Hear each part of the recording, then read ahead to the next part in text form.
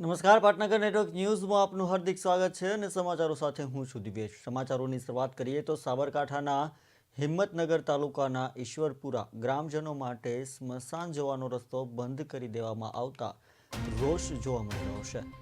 તો ચાંપલા નગર ગ્રામ પંચાયતે ગૌચરની જમીન વનીકરણ માટે ફોરેસ્ટ વિભાગને આપી અને ત્યારબાદ ફોરેસ્ટ વિભાગે આ જમીનમાં ફેન્સિંગ તાર લગાવી દીધા, જેથી હવે ઈશ્વરપુરા ગામમાં જ્યાં સ્મશાન આવેલા છે ત્યાં જવાનો રસ્તો બંધ થઈ ગયો।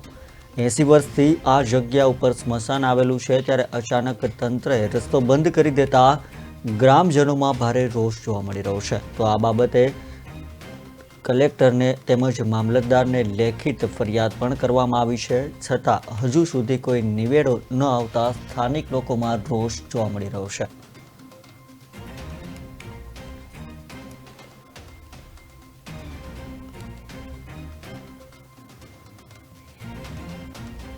છેલ્લા 80 વર્ષથી આ કંપામાં ઈશ્વરપુરા કંપામાં મેં વતન કરી અમારા બાપ દાદા આવ્યા ત્યારથી, અને 80 વર્ષથી છેલ્લો અમારું સ્મશાન અહીંયા છે અને 80 વર્ષથી અમે આ જવાન કરીએ છીએ।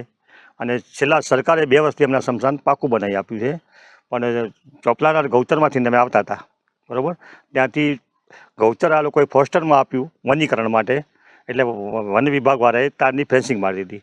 ફેન્સિંગ મારી એટલે અમારો રસ્તો બંધ થયો, પણ અમે એના માટે અમે તલાટી પાસે ગયા, તો તલાટીએ એમ કીધું કે ગામવાળાનો ઠરાવ કર્યો છે એટલે અમે રસ્તો મારવાનો ના બને, અને ઉપરથી અવરો જવાબ આપ્યો કે તમારે કોણ મરે છે, કોણ સમસાન તમે બાંધ્યું છે કે આ સુધી। મેં સાહેબ સ્મશાન ઉદ્ધત જ જવાબ આપ્યો, સ્મશાનમાં મરે તો મરે, તો મર્યું નથી કોઈ તો મારી નાખવાના હોય, અમારો મતલબ એ થયો ને તલાટીનો। આ સુધી અમારે કોઈ મર્યું નથી, 2 વર્ષથી સ્મશાન બન્યું, મરે તો અમારે સ્મશાન મારવાનું હોય ને। આ જૂના સ્મશાનમાં અમે જૂનું સ્મશાન ત્યાં જ અમે બાંધકામ કરાવ્યું છે।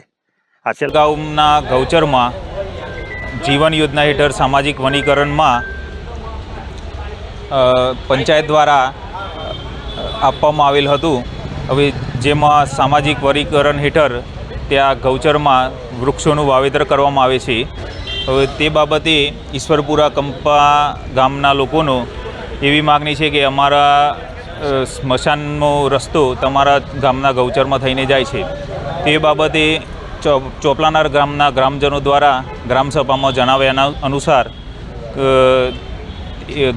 ચોપલાનાર ગામ લોકોને એવું કહેવું હતું કે ચોપલાનાર ગામના ગૌચરમાં કોઈ પણ ગામનો રસ્તો છે નહીં। તો આ બાબતે હવે ચોપલાનાર ગ્રામ પંચાયત દ્વારા ઘટતી કાર્યવાહી